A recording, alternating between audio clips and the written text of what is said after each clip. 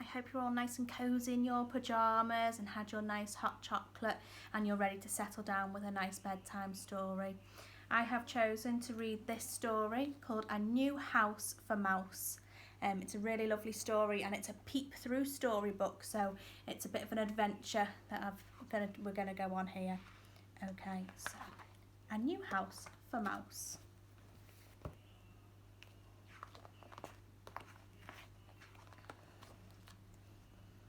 One day, a little mouse looked out of the tiny hole where she lived and saw a huge apple. "Goodness me," said Little Mouse, "I would like that apple to eat. I must bring it inside."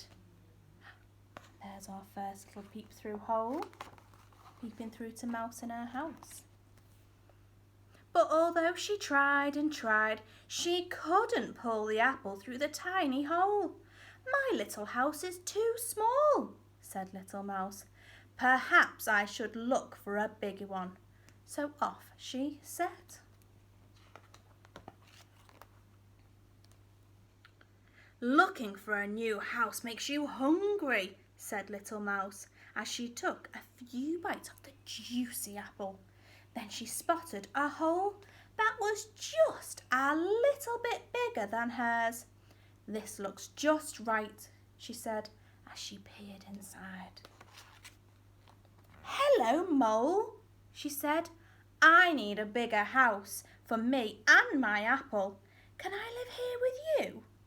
"I'm sorry," mumbled Mole, "but my home is too full of books and I don't think there's room for both of us."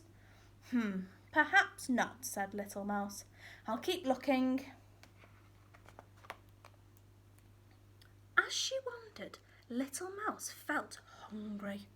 "I'll just have a nibble," she said to herself. Then she spotted a hole that was just a little bigger than Mole's. "That will be perfect," she said. She peered inside. "Hello, Rabbit," she said. "I'm looking for a bigger house for me and my apple. Can I live here with you?" "I'm sorry," twittered Rabbit, "but my home is too full of cabbages. I don't think there's room for both of us." "Perhaps not," said Little Mouse.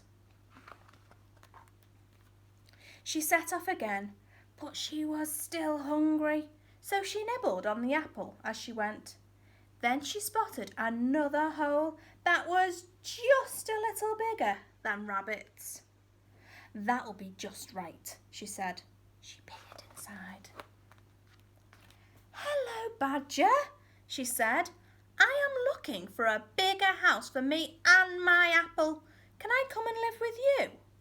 "I'm sorry," barked Badger, "but I stretch out on my cushions all day, snoring a lot, and I don't think there's room for both of us." "Perhaps not," said Little Mouse, feeling rather weary and still hungry. That evening she came across an enormous hole.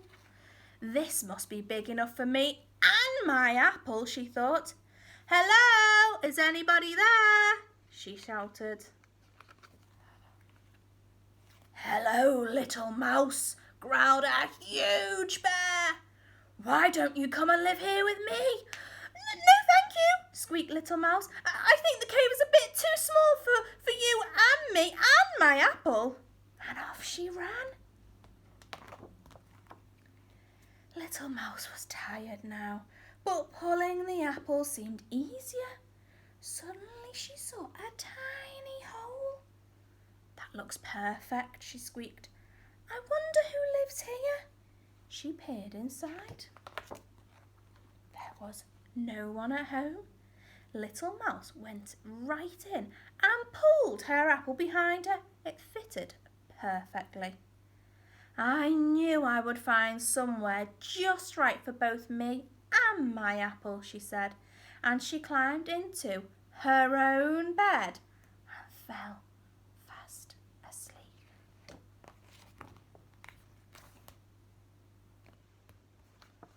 And that's the end of our story, A New House for Mouse. But I don't think she actually found a new house in the end. I think she ended up in her own house. Oh, thank you very much for joining us for that story tonight. I hope you have a lovely sleep and a lovely weekend. See you all next week. Bye.